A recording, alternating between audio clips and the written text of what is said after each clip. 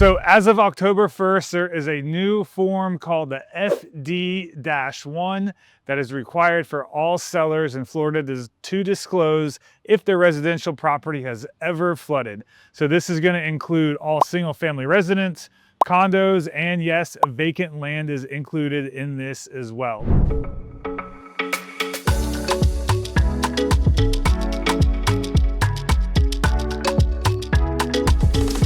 So my name is Chris Schwartz. My business partner is Tim Loomis. Together we own White Whale Real Estate located in New Smyrna. You have made it to the Living in New Smyrna Beach YouTube real estate channel. We go over all things local real estate, fun things, local spotlights, and whatever we can do to make you feel local to the area. So please remember to like, subscribe, and follow. So this video today is about the new flood disclosure form that Florida just released. This is the FD-1. We want to make sure that you understand or in the know with what's going on, whether you're a seller or buyer. This is important and does pertain to you if you're planning on purchasing or selling any residential real estate in Florida.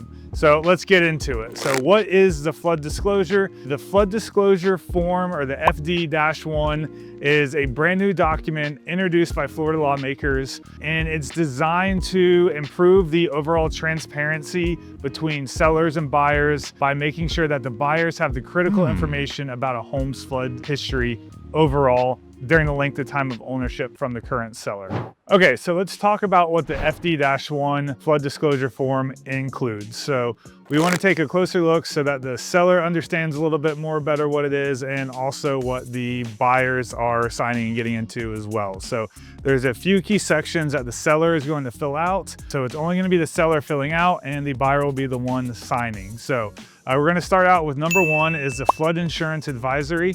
So this is going to explain that the standard homeowner's insurance does not cover flood damage, and it's going to go on to say that the buyers should consider purchasing flood insurance.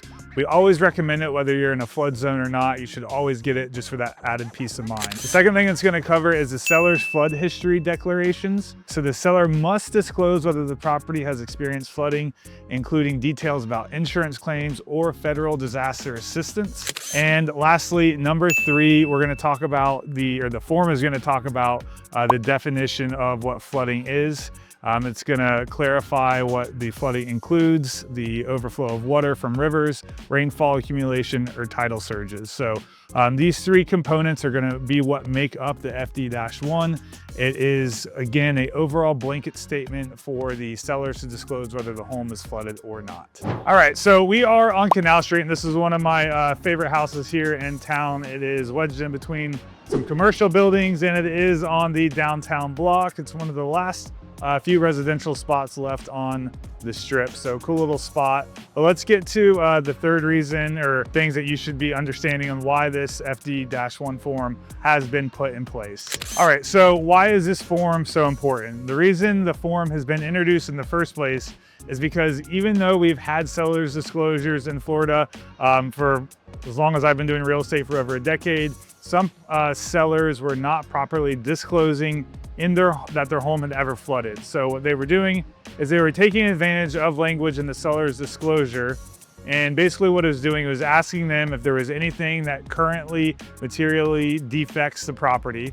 And because they had replaced the home from all flood damage, they felt that they did not need to disclose any sort of flooding, because at the current point in time of them selling the house, there was nothing materially defecting the property. So because of this, the Florida lawmakers came up with this blanket flood disclosure form, and the overall goal here is to have transparency throughout for both sellers and buyers, and just keeping the honesty, I guess, and above boardness as you can, by not leaving any sort of gray room or wiggle room or gray area for sellers to be able to try to say, well, it didn't really flood, or it's not affecting it now. It's, did it flood? Yes or no? For any reason whatsoever. And again, remember, this is for all residential, single family, duplexes, triplexes. It is for vacant land, and it is also for condos. Even if you're on the 32nd floor with no concern ever of any tidal flooding happening to you, you still have to fill out this form. All right, so hang with me. What I want to go over now with you is what the sellers and buyers need to know. So whether you're selling your home or buying it, these are the things that you need to know about the form and what you need to be paying attention on. So we'll start out with sellers first. starting out with this first #1 tip is be honest. The whole point of this disclosure is to disclose all relevant flood history so you can avoid any sort of legal consequences of buyers coming back and suing you after the fact. So you want to be able to work with your agent. Your real estate agent should be able to help you fill out the form correctly and ensure that the buyers receive this on time. You really want the buyers to be filling out this form at the time of them sending you over the seller's disclosure and the purchase and sale agreement as well. You don't want to be sending it to them after the fact. It will allow them some room to back out and just cause you potential issues moving down the road. So you want to make sure the form is filled out accurately and correctly to the fullest extent of your knowledge. And let's be honest, if you know your home is flooded or it's taken on any water, there's really no wiggle room for you to try to say it didn't. So just be honest, get it over with, rip the Band-Aid off, and make sure that you can have the peace of mind not worrying about a seller coming back and trying to sue you later. And for the buyers, the gold mine of information is the FD1 form here. You can use the form to your advantage to make sure that you're protected and the seller hasn't found some little loophole to get out from lying to you about the home taking on water. So the #1 thing is, though, you do want to understand the risks. You want to look for details about past flooding or any insurance claims. #2 is you want to consider flood insurance. Even if the home has never flooded before, insurance is always a great investment and will give you that peace of mind. So we always recommend it to everybody. And the third big thing here for the buyers is don't hesitate to ask questions. Have your real estate agent ask questions. If you're not sure, you feel uncomfortable, it's always better asking or backing out. Some of the best deals you may do or the best homes you may buy are the ones you never do because you asked the questions, you didn't feel comfortable, you trusted your gut. If people aren't wanting to be forthcoming with you about information, you probably don't want to do the deal. All right, so you made it to the end, good for you. Let me give you a little bit of bonus material or content here and answer some of the frequently asked questions that we've already been getting from sellers and buyers alike. So we want to start out with, I'd say, the most commonly asked question right out of the gate that we've been getting since October 1st when this form was, I would say, introduced and made to become a requirement is, what happens if the seller doesn't provide the form? So the big thing that we can see, or the big takeaway here, is that the seller could face legal consequences and the buyer may have grounds to cancel out of the contract.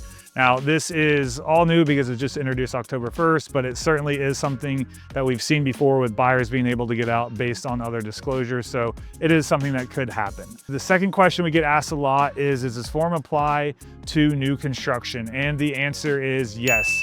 Great question, but it is all residential properties must provide the form even on new builds. So new builds, vacant land, condos, doesn't matter if it's residential, it needs to be filled out and signed. Last one is, can buyers back out based on the flood disclosure? So this one is really going to depend on the terms of the contract, but the disclosure definitely can impact the buyer's willingness to proceed forward if they found out that the property has taken on water in any capacity. So I will say, kind of ending final thoughts, these questions do just show you how important it is for both buyers and sellers to be able to understand what's going on. It's important for you to understand the new requirements, especially you as the seller. By not having this filled out, it can open you up to some really big lawsuits in the future. Even if your home never flooded and you didn't fill out the form, it does bring question and the buyer could come back. Save yourself the headache, get the form filled out. More importantly, make sure you're working with a local professional that knows and understands these forms. We've talked with and met with a lot of other real estate agents in the Volusia County area that even know that the form exists, let them know that it's a requirement to get it filled out. So very scary. It's the biggest investment in your life. Make sure you're working with professionals, whether it be real estate agents, real estate attorneys, or CPAs. If you need help with anything, or if you want to see future videos about anything going on in the real estate world or local to the New Smyrna Beach area, let us know in the comments below. We appreciate you for sticking with us. And as always, look forward to seeing you in next week's video.